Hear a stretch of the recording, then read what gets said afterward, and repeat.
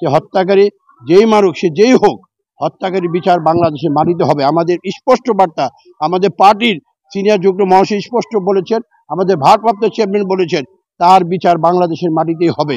আমরা সেটাকে অবশ্যই চাই, বিচার হোক, কোনো হত্যাই ভালো না, কিন্তু এটাকে নিয়ে একটি গোষ্ঠী ঘোলা পানিতে মাছ শিকার করার পরিকল্পনা তারা করছে, এটা কোনো সঠিক না।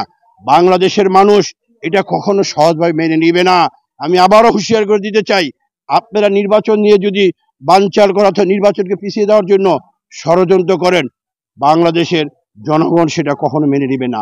কারণ জনগণ 14 সালে নির্বাচনে ভোট দিতে পারেনি, 18 নির্বাচন দিতে পারেনি, সর্বোপরি 24-এ নির্বাচন দিতে পারেনি। আমি বরাবরই বলি, এদেশের 3.5 কোটি যুবকরা কোনো ভোট দিতে পারেনি, তারা অধীর আগ্রহে বসে আছে ভোট দেওয়ার জন্য। এই নির্বাচনকে নিয়ে যদি আপনারা একটা উছিলা তাল বাহানা করে নির্বাচনকে মনে করে নির্বাচন পিছিয়ে দিবেন, এটা কোনো মানুষ কখনো সেটা ভালোভাবে দিবে না।